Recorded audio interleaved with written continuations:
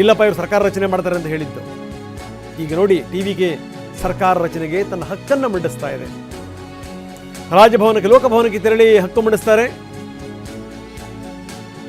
ಟಿವಿಗೆ ಪ್ರಧಾನ ಕಾರ್ಯದರ್ಶಿಗಳು ಮತ್ತು ಪದಾಧಿಕಾರಿಗಳು.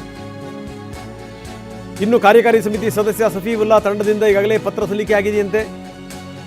ಸರ್ಕಾರ ರಚನೆಗೆ ಹಕ್ಕು ಮಂಡಿಸಿ ಮನವಿ ಸಲ್ಲಿಸಲಾಗಿದೆ. ಇವತ್ತು ವಿಜಯ್ ರಾಜ್ಯಪಾಲರ ಟೈಮನ್ನು ಕೂಡ ಕೇಳಿದ್ದಾರೆ. ಇಲ್ಲಿಗೆ ಬಂದಿದೆ. ಏನು ಹಾರಾಟ, ಏನು ತಿಕ್ಕಲತನ, ಸನಾತನ ಧರ್ಮವನ್ನು ಬಾಯಿಗೆ ಬಂದಂಗೆ ಬೈಯೋದು. ನೋಡಿದರೆ ತಮಿಳುನಾಡಿನ ಚಿಹ್ನೆ ಏನು? ತಮಿಳುನಾಡು ಅಂದ ತಕ್ಷಣ ನೆನಪಾಗುವಂಥದ್ದೇ ಟೆಂಪಲ್. ಇವರು ಬಾಯಿಗೆ ಬಂದಂಗೆ ಮಾತಾಡೋದು, ತಾವೇ ದೇವರುಗಳು ಅನ್ನೋ ರೀತಿಯಲ್ಲಿ ಮಾತಾಡೋದು. ಬೇರೆಯವ್ರ ಮಾತಿಗೆ ಕವಡೆ ಕಾಸಿನ ಕಿಮ್ಮತ್ತಿಲ್ಲ. ಇನ್ನೇನು AIADMK ನೆಗೆದು ಬಿದ್ದು ಹೋಯಿತು. AIADMKಯ ನಾಯಕನೇ ನಮ್ಮ ಕಡೆ ಸೇರ್ಕೊಂಡ್ಬಿಟ್ರು. ಪನ್ನೀರ್ ಸೆಲ್ವಂ, ನಮ್ಮನ್ನು ಹಿಡಿಯೋ ಅಂಥವ್ರು ಯಾರು? ಈ ರೀತಿಯ ದುರಹಂಕಾರ ಇತ್ತು. ಜನ ನೋಡಿ, ಒಬ್ಬ ಸಾಮಾನ್ಯ ಜನ, ಒಬ್ಬ ಸಾಮಾನ್ಯ ನಾಯಕ ಹೆಂಗೆ ಪಾಠ ಕಲಿಸ್ತಾನೆ ಬೆಸ್ಟ್ ಎಕ್ಸಾಂಪಲ್. ಈಗ AIADMK ಬಿಟ್ಟು ಇತರೆ ಪಕ್ಷಗಳ ಬೆಂಬಲ ಕೇಳ್ಬೋದು, ಅಥವಾ ಯಾಕಂದರೆ ಅದು BJP ಜೊತೆಗಿರುವಂಥದ್ದು AIADMK ಒಂದು ಅಂತರ ಕಾಪಾಡ್ಕೋಬೇಕು ಅನ್ನುವಂಥ ಮನೋಭಾವನೆ ವಿಜಯನ್ ಅವ್ರ ಮನಸ್ಸಲ್ಲಿ ಇರ್ಬೋದು. ಇನ್ನು ಬೇರೆವಿದೆ, ಈ ಪಟ್ಟಾಳಿ ಮಕ್ಕಳ ಕಚ್ಚಿ, ಕಾಂಗ್ರೆಸ್, IUML, CPM ಅವರು ಕೂಡ 4 ಗೆದ್ದಿದ್ದಾರೆ.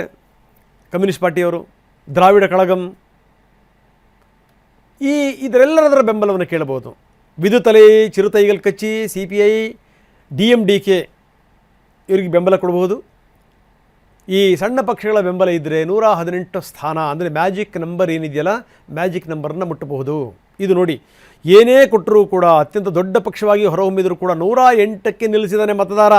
ನೀನೇನು ಕಡಿದು ಕಟ್ಟೆ ಹಾಕ್ತೀಯ ನೋಡೋಣಪ್ಪ, ಮುಂದೆ ನಿನಗೆ ನಮ್ಮ ಬೆಂಬಲ ಇದ್ದೇ ಇದೆ ಅಂತ. ಮೊದಲ ಪ್ರಯತ್ನದಲ್ಲೇ ಈ ರೀತಿ ಗೆದ್ದಿರುವಂಥವ್ರು ತುಂಬ ಕಡಿಮೆ ಭಾರತೀಯ ಇತಿಹಾಸದಲ್ಲಿ. MGR ಈ ಪ್ರಯತ್ನವನ್ನು ಮಾಡಿದರು. 130 ಸ್ಥಾನಗಳನ್ನು ಜನ ಗೆಲ್ಲಿಸಿ ಕಳಿಸಿದರು. ಹೋಗಿ ಎತ್ಲಾಗೆ 130 ಸ್ಥಾನಗಳು. MGR ಪಕ್ಷ ಸ್ಥಾಪನೆ ಮಾಡಿದ್ರು. ಪಕ್ಷ ಸ್ಥಾಪನೆ ಮಾಡಿ ನೆಕ್ಸ್ಟ್ ಇಯರ್ನೇ ಚುನಾವಣೆ ಘೋಷಣೆ ಆಯಿತು.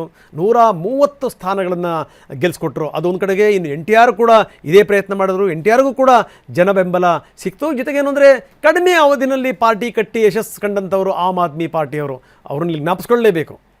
ಸೊ ಅದು ಬಿಟ್ಟರೆ TVK ಸಾಧನೆ ಸಾಮಾನ್ಯ ಸಾಧನೆ ಅಲ್ಲ. ತಮಿಳುನಾಡಿನಲ್ಲಿ ಸರ್ಕಾರ ರಚನೆಗೆ ಈಗಾಗಲೇ ವಿಜಯ್ ಮುಂದಾಗಿದ್ದಾರೆ. ರಾಜ್ಯಪಾಲರ ಭೇಟಿಗೂ ಕೂಡ ಅವಕಾಶ ಕೇಳಿದ್ದಾರೆ. ಬನ್ನಿ, ನಮ್ಮ ಮೂರು ಜನ ಪ್ರತಿನಿಧಿಗಳು ನಮ್ಮೊಂದಿಗೆ ಈಗ ನೇರ ಸಂಪರ್ಕದಲ್ಲಿದ್ದಾರೆ. ತಮಿಳುನಾಡಿನಿಂದ ಹರೀಶ್ ನಮ್ಮೊಂದಿಗೆ ನೇರ ಸಂಪರ್ಕದಲ್ಲಿದ್ದಾರೆ. ಕೇರಳದಿಂದ ಕಿರಣ್ ನಮ್ಮ ಜೊತೆಗೆ ನೇರ ಸಂಪರ್ಕದಲ್ಲಿದ್ದಾರೆ. ಪಶ್ಚಿಮ ಬಂಗಾಳದಲ್ಲಿ ಒಂದು ದೊಡ್ಡ ತಿರುವನ್ನು ಕೊಟ್ಟಂಥ ಪಶ್ಚಿಮ ಬಂಗಾಳದಲ್ಲಿ ಪ್ರಮೋದ್ ಶಾಸ್ತ್ರಿ ನಮ್ಮೊಂದಿಗೆ ನೇರ ಸಂಪರ್ಕದಲ್ಲಿದ್ದಾರೆ. ಅವ್ರ ಜೊತೆ ಮಾತಾಡೋಣ. ಮೊದಲು ಶುರು ಮಾಡ್ತಾ ಇದ್ದೀನಿ ನಾನು ಹರೀಶ್ ಅವರಿಂದ. ಹರೀಶ್, ಭಾಳ ಗಮನಿಸಬೇಕಾದಂಥ ಸಂಗತಿ, ಜನ ಎಷ್ಟರ ಮಟ್ಟಿಗೆ ಪಾಠ ಕಲಿಸ್ತಾರೆ. ಸುಮ್ಮನಿರುವಂಥವರು, ಮಾತಾಡದಿರುವಂಥವ್ರು, ಒಳಗಿಂದೊಳಗೇನೆ ಯಾವ ರೀತಿ ಪಾಠ ಕಲಿಸಬೇಕು ಅನ್ನುವಂಥ ಲೆಕ್ಕಾಚಾರದಲ್ಲಿರ್ತಾರೆ. ಎಂಥ ಘಟಾನುಘಟಿಗಳಿಗಾದರೂ ಕೂಡ ಮಣ್ಣು ಮುಕ್ಕಿಸ್ಬಿಡ್ತಾರೆ. Best example ತಮಿಳುನಾಡ್ದು. ಈಗ ನೋಡಿ, ಬೇರೆ ಬೇರೆ ಪಕ್ಷಗಳು ಕೂಡ ನಾ ಮುಂದು ಅಂತ ಕಾಯ್ತಾ ಇವೆ. ಈಗಾಗಲೇ ಏನು ಅಂದರೆ, ತಮ್ಮ ಹಕ್ಕನ್ನು ಕೂಡ ಮಂಡಿಸಿದ್ದಾರೆ. ಅತ್ಯಂತ ಸಹಜವಾಗಿ, ಅತ್ಯಂತ ದೊಡ್ಡ ಪಕ್ಷವಾಗಿ ಹೊರಹೊಮ್ಮಿರುವಂಥ TVK ಈ ಓವರಾಲ್ ಅವ್ರಿಗೆ ಕೊಡುವಂಥ ಬೆಂಬಲ ವಿಚಾರಕ್ಕೆ ಸಂಬಂಧಪಟ್ಟಂಗೆ ಏನಿದೆ ಮಾಹಿತಿ? ಹೌದು ರಂಗನಾಥ್, ತಮಿಳುನಾಡಿನಲ್ಲಿ ಚಿತ್ರರಂಗದ ವರ್ಚಸ್ಸು, ಬೆಳ್ಳಿ ಪರದೆಯ ಜನಪ್ರಿಯತೆಯನ್ನೇ ಏನು ಬಂಡವಾಳ ಮಾಡಿಕೊಂಡು ಈ ಒಂದು ಚುನಾವಣೆಯಲ್ಲಿ ಗೆಲುವನ್ನು ವಿಜಯ್ ಅವರು ಸಾಧಿಸಿರುವಂತಹದ್ದು. MGR ಅವರು ಸಾಧಿಸಿದಂಥ ಸಾಧನೆಯನ್ನು 50 ವರ್ಷಗಳ ಬಳಿಕ ವಿಜಯ್ ಅವರು ಮಾಡಿರುವಂತಹದ್ದು. MGR ಅವರು ಒಂದು ಪಕ್ಷದಲ್ಲಿ ಇದ್ಕೊಂಡು ಮತ್ತೊಂದು ಪಕ್ಷವನ್ನು ಕಟ್ಟಿ ಅವರು ತಮಿಳುನಾಡಿನ ರಾಜಕೀಯದಲ್ಲಿ ಯಶಸ್ಸನ್ನು ಗಳಿಸಿದಂಥವ್ರು, ಮುಖ್ಯಮಂತ್ರಿ ಆದಂಥವ್ರು. ಆದರೆ ಸಿನಿಮಾ ರಂಗದಿಂದ ನೇರವಾಗಿ ಬಂದು 2 ವರ್ಷದಲ್ಲಿ ಪಕ್ಷವನ್ನು ಕಟ್ಟಿ ಅಧಿಕಾರವನ್ನು ವಿಜಯ್ ಅವರು ಹಿಡಿದಿರುವಂತಹದ್ದು. MGR ಅವ್ರದ್ದು ಒಂದು ಸಾಧನೆ ಆದರೆ ವಿಜಯ್ ಅವ್ರದ್ದು ಮತ್ತೊಂದು ರೀತಿಯಾದಂತಹ ಸಾಧನೆ ಅಂತ ಕರೆಸ್ಕೊಳ್ಳುತ್ತೆ. ತಮಿಳುನಾಡಿನ ರಾಜಕೀಯದಲ್ಲಿ ಸಂಚಲನವೇ ಸೃಷ್ಟಿಯಾಗಿರುವಂತಹದ್ದು. ಮತದಾನ ಆದ ಬಳಿಕವೂ ಕೂಡ TVK ಅಷ್ಟೊಂದು ಗೆಲ್ಲೋದಿಲ್ಲ. 18ರಿಂದ 20 ವೋಟ್ ಶೇರ್ಗಳನ್ನ ತೆಗೆದುಕೊಳ್ಬೋದು. 2ರಿಂದ 3 ಸ್ಥಾನಗಳನ್ನು ಗೆಲ್ಬೋದು. ಮ್ಯಾಕ್ಸಿಮಮ್ ಅಂದರೆ 2 ಅಂಕಿ ದಾಟೋದಿಲ್ಲ. ಈ ರೀತಿಯಾದಂಥ ಚರ್ಚೆ ತಮಿಳುನಾಡಿನಲ್ಲೇ ಇತ್ತು. ತಮಿಳುನಾಡಿನ ದಿಗ್ಗಜ ನಾಯಕರುಗಳು ಕೂಡ ಇದನ್ನು ಊಹೆ ಮಾಡಲಿಕ್ಕೆ ಆಗಿರಲಿಲ್ಲ.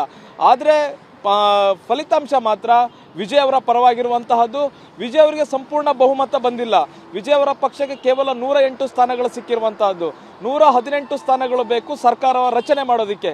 ಸರ್ಕಾರ ರಚನೆ ಮಾಡಬೇಕು ಅಂತಂದ್ರೆ ಈಗ ಬೇರೆ ಬೇರೆ ಪಕ್ಷಗಳು ಬೆಂಬಲವನ್ನು ಕೊಡಬೇಕಾಗುತ್ತೆ. ಈಗ AIADMK ಬೆಂಬಲವನ್ನು ಕೇಳಬೇಕು ಅಂತಂದ್ರೆ AIADMK ದೊಡ್ಡ ಪಕ್ಷ ಆಗಿದೆ, 47 ಸ್ಥಾನಗಳನ್ನು ಗೆದ್ದಿರುವಂತಹದ್ದು. ಈಗ 47 ಸ್ಥಾನಗಳನ್ನು ಗೆದ್ದಿರ್ತಕ್ಕಂತಹ ಪಕ್ಷ ಜೊತೆಗೆ ಹೊಂದಾಣಿಕೆಯನ್ನ ಮಾಡ್ಕೊಂಡಿದ್ದೆ ಆದಲ್ಲಿ ಅತ್ಯಂತ ಹೆಚ್ಚಿನ ಸೀಟ್ಗಳನ್ನು ಸಚಿವ ಸಂಪುಟದಲ್ಲಿ ಮತ್ತೆ ಮೈತ್ರಿಯಲ್ಲಿ ಹೆಚ್ಚಿನ ಸ್ಥಾನಗಳನ್ನು ಕೊಡಬೇಕಾಗುತ್ತೆ. ಹೀಗಾಗಿ ಸಣ್ಣ ಪುಟ್ಟ ಪಕ್ಷಗಳ ಜೊತೆ ಮೈತ್ರಿ ಮಾಡ್ಕೊಳ್ಳಿಕ್ಕೆ ಈಗ ವಿಜಯ್ ಅವರು ಮನಸ್ಸನ್ನ ಮಾಡಿದ್ದಾರೆ. ಹಾಗೆ ಸಣ್ಣ ಪುಟ್ಟ ಪಕ್ಷಗಳು ಕೂಡ ವಿಜಯ್ ಅವರ ಜೊತೆ ಸೇರ್ಕೊಳ್ಬೇಕು ಅನ್ನುವಂಥ ನಿಟ್ಟಿನಲ್ಲಿ ಮನಸ್ಸನ್ನು ಕೂಡ ಮಾಡಿವೆ ಅನ್ನುವಂಥದ್ದು ಒಂದ್ ಕಡೆ. ಇನ್ನೊಂದ್ ಕಡೆ ಕಾಂಗ್ರೆಸ್ ಇದೆ, ಕಾಂಗ್ರೆಸ್ 5 ಸ್ಥಾನಗಳನ್ನ ಗೆದ್ದಿದೆ. ಈಗಾಗಲೇ ರಾಹುಲ್ ಗಾಂಧಿ ಅವರು TVK ವಿಜಯ್ ಅವರ ಜೊತೆ ಮಾತುಕತೆಯನ್ನ ಮಾಡಿದ್ದಾರೆ. ಅಭೂತಪೂರ್ವ ಗೆಲುವಿನ ಬಳಿಕ ವಿಜಯ್ ಅವರ ಜೊತೆಗೆ ಮಾತನಾಡಿ ಒಂದು ಶುಭಾಶಯ ಕೂಡ ತಿಳಿಸಿರುವಂತಹದ್ದು. ಹೀಗಾಗಿ ಕಾಂಗ್ರೆಸ್ನ ಸದಸ್ಯರು TVKಗೆ ಬೆಂಬಲ ಕೊಡ್ತಾರ ಅನ್ನುವಂತಹ ಚರ್ಚೆಗಳೀಗ ನಡೀತಾ ಇದೆ. ಇನ್ನ PMK 4 ಸದಸ್ಯರು ಗೆದ್ದಿರುವಂತಹದ್ದು. ಈಗ ಒಂದ್ ವೇಳೆ PMK ನಾಯಕರು TVKಗೆ ಬೆಂಬಲಿಸಿದ್ದೆ ಆದಲ್ಲಿ ಕಾಂಗ್ರೆಸ್ ಹಾಗೂ TMK ಬೆಂಬಲಿಸಿದ್ರೆ ಸಾಕು, ಸರ್ಕಾರವನ್ನು ರಚನೆ ಮಾಡಬಹುದಾಗಿದೆ. ಯಾಕಂತಂದ್ರೆ ಈಗ ಆಪೋಸಿಟ್ ಇರುವಂತವ್ರು ಯಾರು ಕೂಡ ಸರ್ಕಾರ ರಚನೆ ಮಾಡಬೇಕು ಅನ್ನುವಂಥ ಹುಮ್ಮಸ್ಸಿನಲ್ಲಿಲ್ಲ. DMK AIADMK ಒಂದಾಗುವಂತ ಯಾವುದೇ ಸಾಧ್ಯತೆಗಳೆಲ್ಲ, ಎರಡು ಪಕ್ಷಗಳು ಒಂದಾಗಿ ಸರ್ಕಾರ ರಚನೆ ಮಾಡುವಂತಹ ಯಾವುದೇ ಪರಿಸ್ಥಿತಿ ತಮಿಳುನಾಡಲ್ಲಿಲ್ಲ. ಹಾಗಾಗಿ TVKಗೆ ಏನೋ ಬಹಳ ದೊಡ್ಡ ಎದುರಾಳಿಗಳಿದ್ದಾರೆ, ಸರ್ಕಾರ ರಚನೆ ಮಾಡಲಿಕ್ಕೆ ಬೇರೆ ರೀತಿಯಾದ ತಂತ್ರ ಪ್ರತಿತಂತ್ರಗಳು ನಡೀತಿವೆ ಅನ್ನುವಂಥದ್ದೇನಿಲ್ಲ. DMK ಪಕ್ಷ ಸೋಲನ್ನು ಒಪ್ಕೊಂಡಿದೆ, AIADMK ಪಕ್ಷ ಕೂಡ ಸೋಲನ್ನು ಒಪ್ಕೊಂಡಿದೆ. TVKಗೆ ಸರ್ಕಾರ ರಚನೆ ಮಾಡಲಿಕ್ಕೆ ಬಿಟ್ಟಿದ್ದಾರೆ. TVK ಪಕ್ಷದ ಪದಾಧಿಕಾರಿಗಳಾಗಲೇ ರಾಜ್ಯಪಾಲರನ್ನ ಭೇಟಿಯಾಗಿ ಮನವಿಯನ್ನು ಕೂಡ ಮಾಡಿದ್ದಾರೆ. ಯಾವಾಗ ಬೇಕಿದ್ರು ರಾಜ್ಯಪಾಲರು TVK ಪಕ್ಷದ ನಾಯಕರಿಗೆ ಸರ್ಕಾರ ರಚನೆ ಮಾಡಲಿಕ್ಕೆ ಬುಲಾವನ್ನ ಕೊಡಬಹುದು. ಒಂದ್ ಕಡೆ ತಮ್ಮ ಶಾಸಕರ ಸಭೆಯನ್ನ ಮಾಡ್ತಾರೆ ಇವತ್ತು, ಜೊತೆಗೆ ಇನ್ನೊಂದ್ ಕಡೆ ರಾಜ್ಯಪಾಲರು ಕೂಡ ಸರ್ಕಾರ ರಚನೆ ಮಾಡಲಿಕ್ಕೆ ಬುಲಾವನ್ನ TVK ಪಕ್ಷಕ್ಕೆ ಕೂಡ ಕೊಡ್ತಾರೆ. ಹರೀಶ್, ನೀವು ಸಂಪರ್ಕದಲ್ಲಿರಿ. ನಾನು ಪ್ರಮೋದ್ ಶಾಸ್ತ್ರಿ ಅವ್ರ ಜೊತೆ ಮಾತಾಡ್ತೀನಿ, ಕಿರಣ್ ಅವ್ರ ಜೊತೆ ಮಾತಾಡ್ತೀನಿ. ಆದ್ರೆ ಅದಕ್ಕಿಂತ ಮೊದಲು